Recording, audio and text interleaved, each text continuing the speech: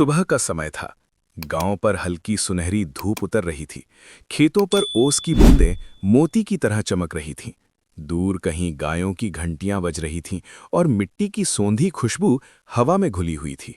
उसी छोटे से गांव के किनारे एक टूटी सी झूपड़ी थी, जिसके बाहर एक दुबला पतला किसान अपने पुराने हल को ठीक कर रहा था। कपड़े साधारण थे, पैरों में चप्पल भी नहीं, लेकिन चेहरे पर ऐसी शांति थी जैसे दुनिया का कोई बोझ उसे छू भी न सकता हो। उसकी पत्नी चूल्हे पर रोटी सेक रही थी। बच्चे पास बैठकर हंस रहे थे। घर में धन नहीं था, पर अपनापन भरा हुआ था। किसान ने मुस्कुराकर आसमान की ओर देखा और बोला, हे प्रकृति माँ, आज भी मेहनत का मौका देना। उसके स्वर में शिकायत नहीं, आभार था। उसी समय गांव से कुछ दूर पक्की सड़क के पास एक विशाल हवेली खड़ी थी। ऊंची दीवारें, लोहे का बड़ा फाटक, अंदर नौकरों की भाग दौड़। ये हवेली उस इलाके के सबसे अमीर सेठ की थी। सोने चांदी के बर्तन, रेशमी कपड़े, स्वादिष्ट भोजन, सब कुछ था उसके पास। पर उस सुबह भी वो अपने बड़े कमरे में बैठा था, माथे पर चिंता की लकीरें। वो अपने मुनीम पर चिल्ला रहा था, कल के हिसाब में 200 रुपए कम क्यों हैं? सब चोरी करते हैं, किसी पर भरोसा नहीं। उसके पास धन बढ़ता जा रहा था, पर मन में डर भी उतना ही बढ़ता जा रहा था। रात भर वो सो नहीं पाया था। कभी उसे चोरी का डर लगता, कभी नुकसान का, कभी बीमारी का। उसकी आंखों के नीचे काले घेरे थे, जैसे नींद उससे रूठ चुकी हो। उधर किसान खेत की ओर निकल पड़ा। रास्ते में वो पेड़ों को देखता, पक्षियों की आवाज सुनता और धीरे धीरे गुनगुनाता चलता। उसे ये चिंता नहीं थी कि आज फसल कितनी होगी। वो जानता था, जितनी मेहनत करेगा उतना मिलेगा, और जितना मिलेगा उतना काफी होगा। दोपहर तक सूरज तेज हो गया। किसान पसीने से भीग गया, पर उसके चेहरे की मुस्कान कम नहीं हुई। उसने खेत के किनारे बैठकर अपनी पोटली खोली। उसमें 2 सूखी रोटियां और थोड़ा सा नमक था।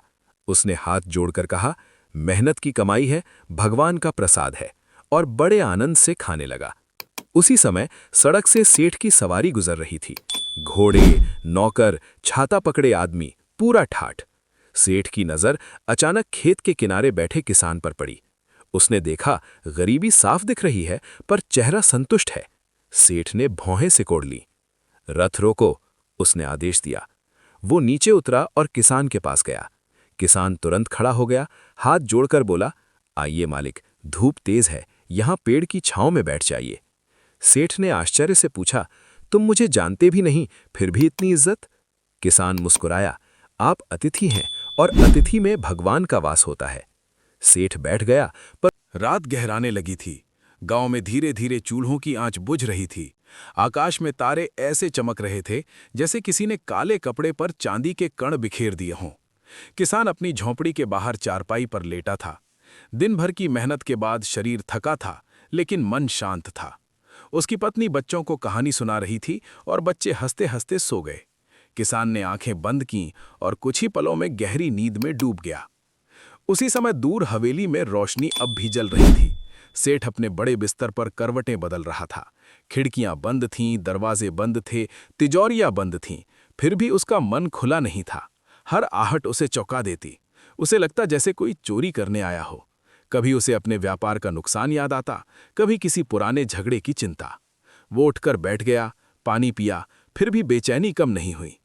उसने सोचा, इतना धन कमाया पर चैन की नींद तक नहीं खरीद पाया। सुबह हुई। किसान सूरज निकलने से पहले उठ गया।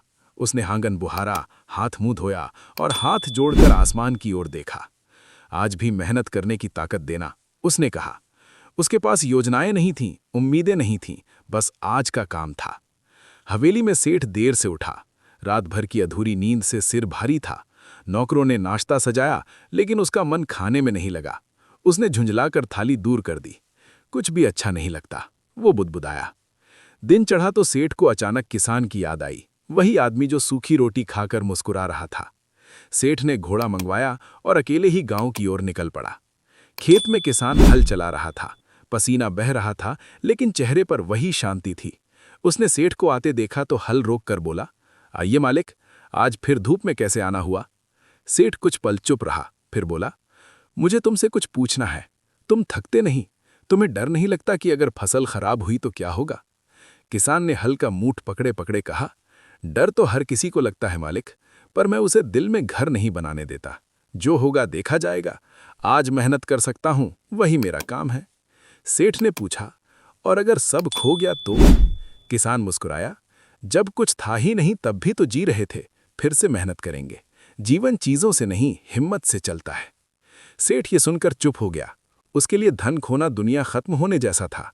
इस किसान के लिए मेहनत ही असली सहारा थी। दोपहर में दोनों पेड़ के नीचे बैठे। किसान ने फिर अपनी पोटली खोली। आज भी वही साधारण खाना था। उसने आधी रोटी तोड़कर सेठ की ओर बढ़ाई। लीजिए मालिक। गांव की सुबह अब पहले जैसी चहल पहल वाली नहीं रही थी। वही रास्ते थे, वही पेड़ थे, वही तालाब था जिसमें सूरज की परछाई पड़ती थी। पर उस बूढ़ी माँ की चाल अब धीमी हो गई थी और उसकी सांसें पहले से ज्यादा थकी हुई लगती थीं। फिर भी आदतों में कोई कमी नहीं आई थी, क्योंकि उसका जीवन अब आदतों और यादों के सहारे ही चल रहा था। हर दिन वो दरवाजा खोलकर आंगन बुहारती, जैसे आज कोई मेहमान आने वाला हो, जबकि उसे खुद भी पता था कि महीनों से कोई नहीं आया। फिर भी वो मिट्टी को ऐसे साफ करती जैसे बेटे के कदमों की आहट कभी भी सुनाई दे सकती है और उसे घर साफ मिलना चाहिए। दीवार के कोने में रखी बुद्ध की छोटी प्रतिमा के सामने अब वो पहले से ज्यादा देर बैठती। उसके हाथ कांपते थे, पर दीपक की लौ सीधी रहती थी। वो आंखें बंद करके धीरे धीरे बोलती, तथागत, उसे सही राह दिखाना, उसके मन में दया रखना, उसे इतना बड़ा मत बनाना कि वो अपने ही घर का रास्ता भूल जाए। और ये कहते हुए उसकी आवाज में शिकायत नहीं, बस एक विनती होती थी। गांव की औरतें कभी कभी उसके पास बैठ जातीं और अपने बच्चों की बातें करतीं। कोई कहता उसका बेटा हर महीने पैसे भेजता है, कोई कहता उसकी बेटी उसे शहर ले जाने वाली है। तब वो मुस्कुरा कर कहती, मेरा बेटा बहुत बड़ा आदमी है, बहुत व्यस्त रहता है। और गर्व से कहती, पर उसकी आंखों के नीचे की नमी उस गर्व की सच्चाई बता देती थी। दोपहर को जब धूप तेज हो जाती और बाकी लोग घरों में आराम करते, वो दरवाजे की चौखट पर बैठी सड़क की ओर देखती रहती। दूर कहीं से अगर मोटर की आवाज आती तो उसका दिल जोर से धड़कता। वो उठकर खड़ी हो जाती, लेकिन गाड़ी बिना रुके निकल जाती और वो फिर धीरे से बैठ जाती, जैसे खुद को समझा रही हो कि उम्मीद करना भी एक तरह की आदत है। उसने बेटे के बचपन की चीजें अब और ज्यादा संभाल कर रखनी शुरू कर दी थीं। कभी उसकी पुरानी किताब खोलकर देखती, कभी उस पर हाथ फेरती, जैसे बेटे के सिर पर हाथ फेर रही हो। कभी वो टूटी स्लेट को देखकर मुस्कुराती और कहती, यहीं से शुरू हुआ था उसका सफर। और फिर आंखें बंद करके बुद्ध का नाम लेती कि उसका सफर कभी गलत दिशा में ना चला जाए। शाम को वो पीपल के पेड़ के पास बैठने जाने लगी, जहां कभी कभी भिक्षु आकर बुद्ध की बातें सुनाते थे। एक दिन एक भिक्षु ने कहा, माता पिता धरती पर पहले गुरु होते हैं, उनकी सेवा सबसे बड़ा पुण्य है। ये सुनकर उसकी आंखें भर आईं, पर उसने आंसू पोंछ लिए और मन ही मन बोली, उसे समझ आ जाएगा एक दिन, ज्ञान का दीपक देर से भी जले तो अंधेरा मिट ही जाता है। उसकी तबीयत अब पहले जैसी नहीं रही थी। सीढ़ियां चढ़ शाम ढल रही थी। आसमान में सूरज एक लाल दीपक की तरह धीरे धीरे क्षितिज के पीछे उतर रहा था। गांव पर हल्की सुनहरी रोशनी फैल गई थी। हवा ठंडी थी और पेड़ों की पत्तियां धीमे धीमे हिल रही थीं। किसान अपने खेत से घर लौट रहा था। कंधे पर हल था, पैरों में मिट्टी लगी थी, पर चेहरे पर वही सुकून भरी मुस्कान थी। उधर हवेली के बड़े दरवाजे खुले थे, पर आज वहां पहले जैसा शोर नहीं था। सेठ आंगन में अकेला बैठा था। सामने उसकी तिजोरी थी, पर आज वो उसे देख नहीं रहा था। उसकी आंखें कहीं दूर खोई हुई थीं। पिछले कई दिनों से बुद्ध के शब्द उसके मन में गूंज रहे थे। धन साधन है, साध्य नहीं। संतोष सबसे बड़ा खजाना है। उसने पहली बार महसूस किया कि उसने जीवन भर धन इकट्ठा किया, पर पल इकट्ठे नहीं किए। घर बनाया, पर अपनापन नहीं।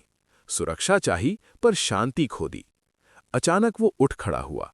उसने नौकरों को बुलाया और कहा, आज से हवेली के बाहर कोई भूखा नहीं जाएगा, रोज भोजन बांटा जाएगा। नौकर हैरान थे। ऐसा आदेश उन्होंने पहले कभी नहीं सुना था। सेठ खुद गांव की ओर चल पड़ा। उसी पेड़ के नीचे किसान बैठा था, जहां वे पहली बार साथ बैठे थे। किसान ने सेठ को देखा तो मुस्कुराया। आइए मालिक, आज फिर छांव तैयार है। सेठ उसके पास बैठ गया। उसकी आवाज पहले से अलग थी, नरम, शांत। किसान, तुमने मुझे बहुत बड़ा धन दिया है। किसान चौंका, मैंने तो कुछ भी नहीं दिया मालिक। सेठ ने कहा, तुमने मुझे दिखाया कि कम में भी पूरा जिया जा सकता है। मैं भरा हुआ था चीजों से, पर खाली था भीतर से। तभी दूर से बुद्ध आते दिखाई दिए। सुबह बहुत शांत थी, इतनी शांत कि पत्तों के गिरने की आवाज भी साफ सुनाई दे रही थी। देवन देर तक बैठा रहा। उसके भीतर डर था, पर अब वो डर से भाग नहीं रहा था। वो जानता था आज आखिरी दिन है, आज कुछ टूटेगा या जुड़ जाएगा। वो जंगल पहुंचा। बुद्ध पहले से वहां थे। आज ध्यान में नहीं बैठे थे, आज चलते हुए दिखे। देवन ने देखा, बुद्ध के कदम आलके थे, जैसे जमीन उन्हें पकड़ ही नहीं रही। देवन पास पहुंचा। आज उसने झुककर प्रणाम नहीं किया, आज उसने सीधे कहा, डर आ रहा है। बुद्ध रुके, मुस्कुराए। अच्छा है, उन्होंने कहा।